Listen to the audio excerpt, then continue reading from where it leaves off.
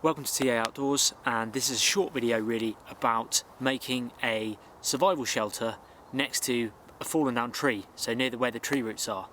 Often, obviously, if you're in a survival situation, you're not really going to have too much time to build a shelter, and you have to use basically all the resources that are around you, be it deadfall, be it already natural materials that are there, but you have to kind of open up your senses, open up your eyes and look around you and think, what do I need that can help me to survive?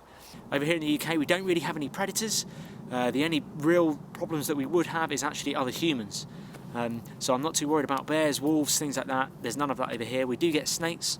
What you can see behind me here is a tree that's fallen over. It's blown over by the wind, and what's happened is it's got this kind of buttress root here where the roots have pulled out. It's already going to provide me from shelter from one side already without me having to do anything.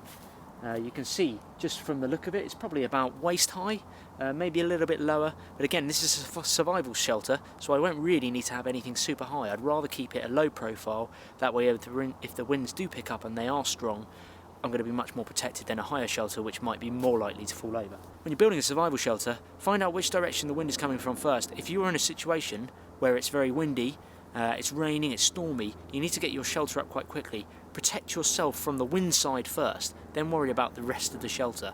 So first things first, I'm going to get a wall up here, only about waist high, because at the end of the day, survival shelter, you're going to be in it to be lying down, not standing up. It's not a long-term shelter, it's a short-term one. Let's get this wall done.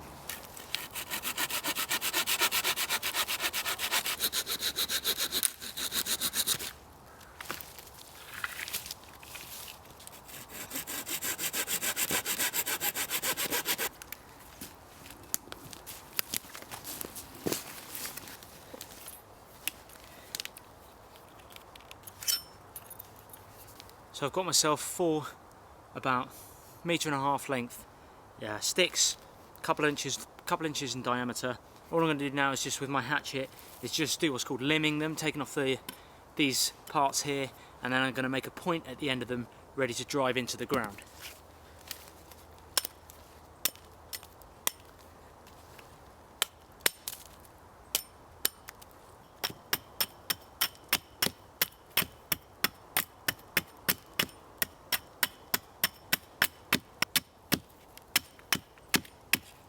There you go, that's one done.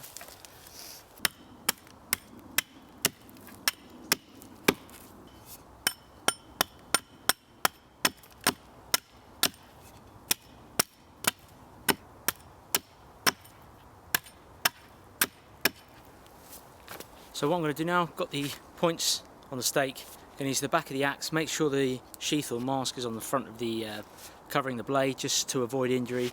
I haven't beveled the edges of these. You can bevel them with a knife just to stop it mushrooming, but with survival situations that's going to take time. So I'm just going to knock 4 stakes in here and then go and collect some logs to make that barrier.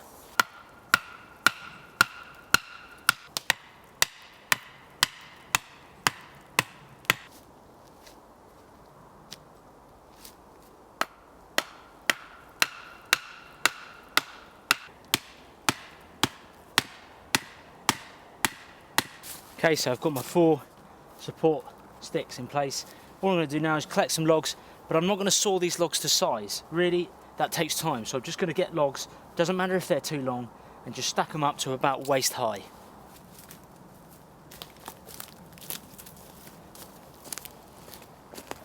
Okay, now I've got the rest of the logs in place.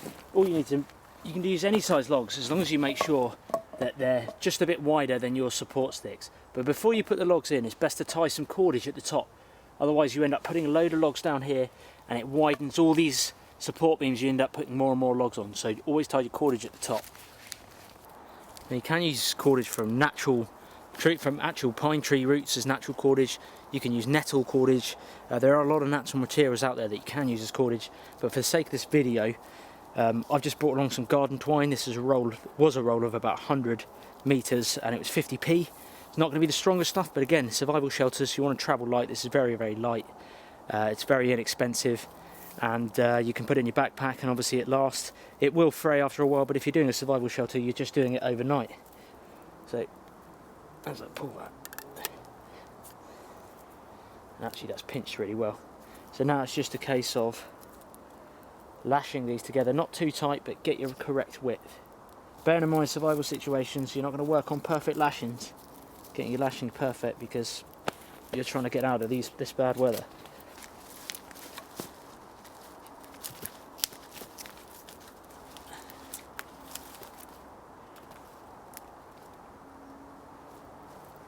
Okay, so got this side of the wall done. Basically built it to just above my knee really, because there is actually a hollow where that tree root used to be, so I don't need to build it up too high. All I need to do now is the same the other side, just slightly higher, so that when I do put a roof to it, it's got a bit of elevation to get that rain running off. Dead easy to do, all dead wood. You can see it's completely rotten. It's what's out there, guys. It's what you've got to use in a survival situation.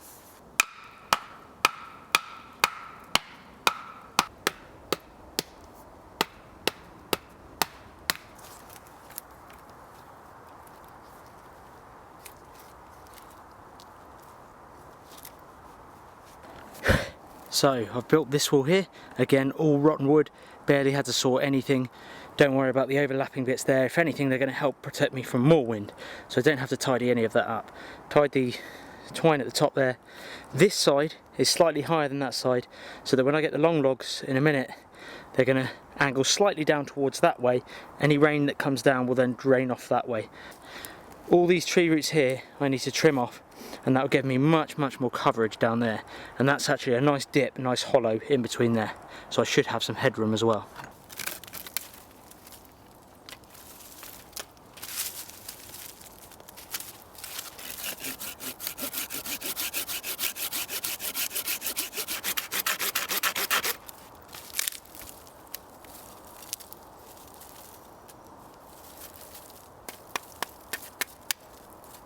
What's interesting is as I'm sawing these roots off here, I can really smell the resin coming out of the tree.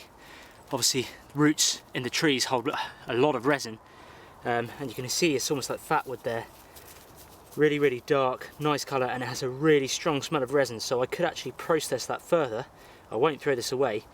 In a survival situation I could process that further, make some fine shavings from it with the back of my knife, and if I've got a ferrocerium rod to me or a match, put a match to the dust pile, and that should go up really well and help me to start a fire. Obviously building a shelter requires a lot of physical effort, physical exertion. It's always important really to carry with you plenty of water. If anything, in a survival situation, water's going to be your primary thing. You cannot live, you can live a couple of weeks without food. You cannot live very long without water, maybe just a few days, depending on what area and climate you're in and the state of your body. So always have fresh fluids, and don't drink loads, drink little and often. Problem is with drinking loads is that you get bloated, you don't work as well, your muscles don't work as well. It's much easier to drink little and often, keep yourself hydrated. Even in cold conditions, you won't realise you're sweating.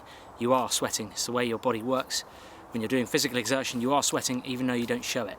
So even you're losing fluids through your clothes, a lot of the base layers in your clothes are sapping up that moisture. Always important to have water with you. I'm just about to do the roof on the shelter, but before I do, I'll just show you the tools that I'm using. Very basic, and actually you don't need all of these tools.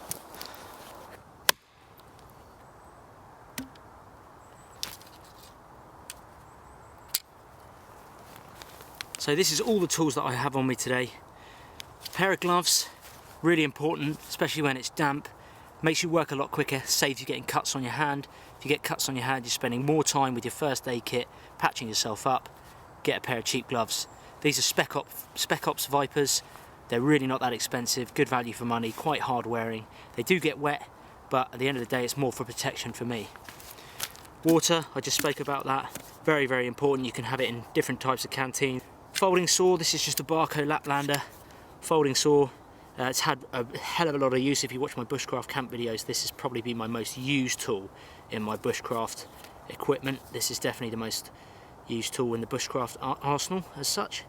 I do need to replace the blade on it, but very handy. You can get the silky saws and better saws, but for me it's very lightweight, does the job.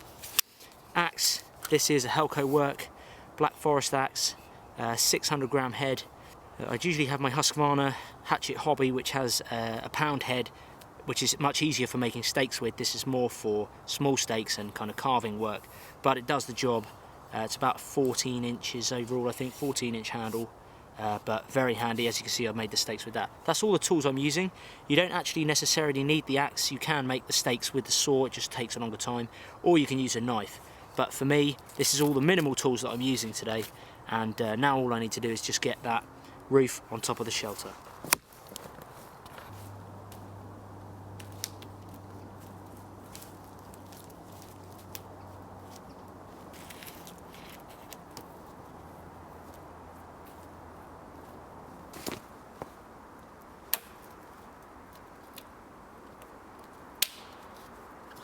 Okay, so roof's pretty much done. I've now got to find some stuff to proof it a bit more from the water. So got a load of dried bracken here. Obviously it's not very good. I have got moss around, and I will use a bit of moss if I've got the time, but I'm losing light. Another reason to wear the gloves: bracken cuts your hands. Much easier, quicker to pull it off, less time stitching up your hands.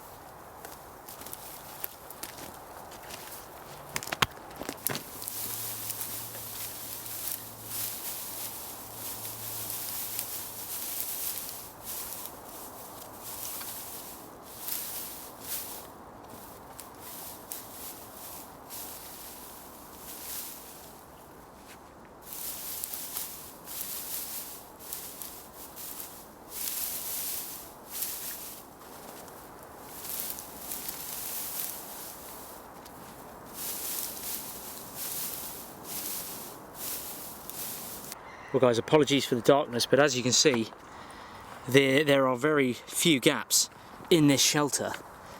There's a bit over there, but actually even underneath, looking at the sky, there's a couple of gaps. Most of that is really well sealed, so I'm really chuffed with that, very pleased. I've put quite a few layers of bracken on the top, and it's all holding up really well. But this took me probably about an hour. Yeah, around about an hour it took.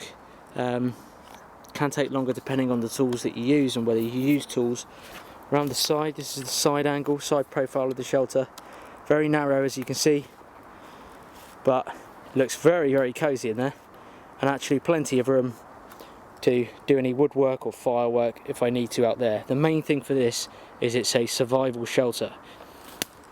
This is the back end of the shelter. As you can see, that's where I've been chopping up the stakes. This is the fallen tree, goes all the way along there. That's the fallen tree. That's where the root was and still is, but I've now built around that, and my structure is pretty secure. Now, a lot of people do say that it can be bad to build under tree roots like this, which it can be. So as a disclaimer and a warning, I'm not telling you to go out there and do this. It is at your own risk, as they say. But generally, it's the monster trees that are very big, that have roots coming up overhead height, that are dangerous. They can flap down like that, and it usually happens with lumberjacks, and when they're chopping down trees, tree surgeons, when they chainsaw this area here, that bit then releases all the pressure, because at the moment that's being held together by this long trunk of the tree here. But once you cut here, or you chainsaw there like they do, that releases all this pressure, and that flips up really fast, and it can act as like a death trap, really. So be aware of that if you are building a shelter like this. This is just an emergency survival shelter. Realistically, I would only ever do one night in this, maybe two, depending on the survival situation that you are in. Plenty of bracken. I don't mind that overhang there. In fact, that overhang, if I put bracken over it, could actually act as a log store, and any chopped logs that I need to dry out, I can put in that gap there, or even my backpack and things like that to keep dry. However, I would probably keep my backpack in here. So there's the base of the tree root, as you can see, and under there, that's the roof, pretty well secure.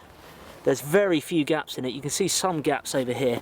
Again, most of it is very well covered. There's the hollow. It's very hard to see. Maybe if I put the camera low, you can see that dip now down there. Now you can move this dirt and soil here and push it out over there, so I'm just going to use my finger there. You can push this soil here over there to make a flat surface, otherwise you're going to end up rolling down towards that root. Plenty of room in there for me to lie down. I've already tested it. I'm quite short, so it's quite lucky. I can easily get in that. although it's 10 feet when I've measured it with my feet. It's over 10 feet. So I don't know many people that are 10 feet tall, but don't worry guys, those tall guys out there, you will be able to stay in this one as well. And the roof, if you might be able to see this, but the roof goes on a taper. So it's starting higher up here, tapering down to lower over there.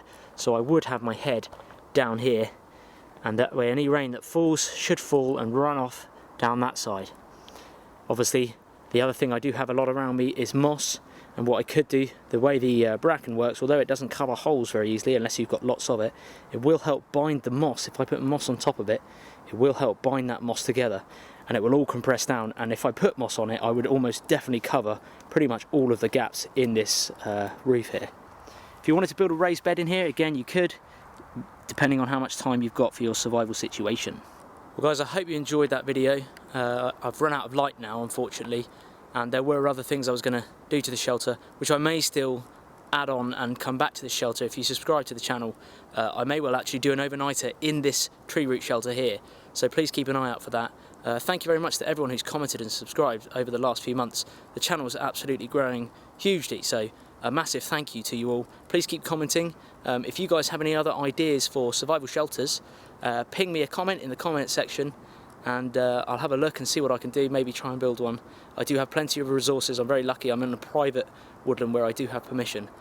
So fire away with your suggestions, guys. Thank you very much for watching. Give the video a thumbs up if you enjoyed it, and I'll see you next time on TA Outdoors.